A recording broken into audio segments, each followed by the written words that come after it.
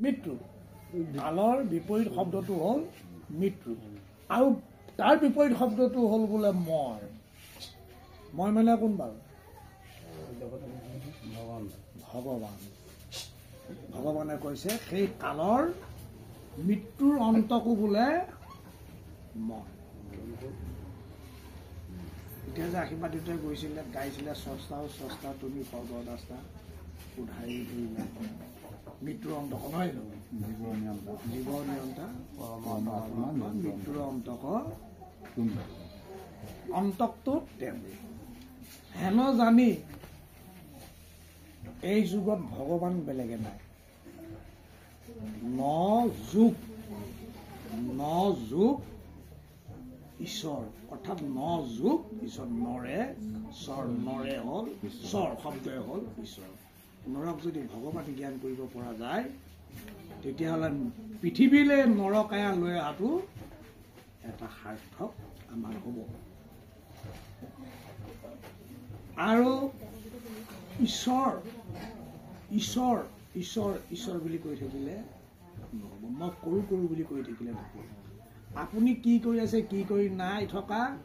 নিজেহে জানিব ইয়াত থকা কোনো নাজানে নিজৰটো নিজেহে জানিব কোনে কি ভাষা গাইছে কোনে কি ভাষা লৈছে কোনে কি স্বভাৱত চলিছে প্ৰত্যেকজনে নিজেই জানিব আনে কিন্তু নাজানে সেইকাৰণে মহাপুৰুষ মাধৱগুৰুৱে এটা কথা লিখি থৈ গ'ল কি লিখিলে আপোন কুশল চোৱা যেবে তেবে নেৰি বাঁহা যুগৰ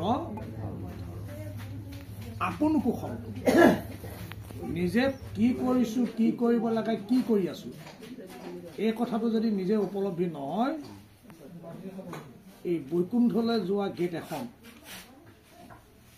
নৰকলৈ যোৱা গেট এখনে গেট তাৰমানে স্বৰ্গলৈ যোৱাও গেট এখন সেইখন গেটত আমি খাৰা হ'বগৈ লাগিব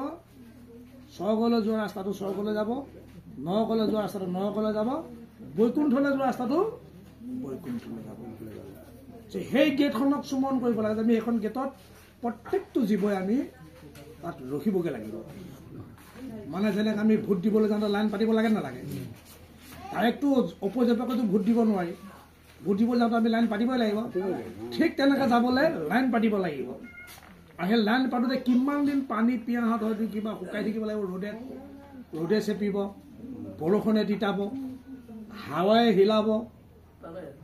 মানে সেইখিনি দেহা হৈ আৰু ভিতৰৰ ওচৰত নাথাকে এনেকুৱা বৃষ্টিত আমি পৰিবগৈ লাগিব সেইকণৰ পৰা হাত সাৰিবৰ কাৰণে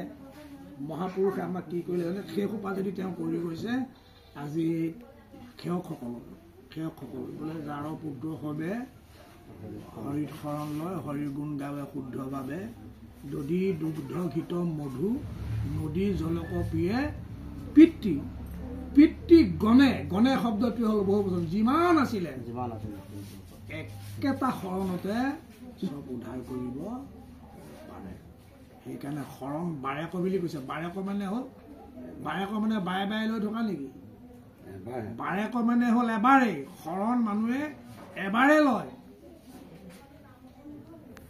এতিয়া আমাৰ কেইবাৰ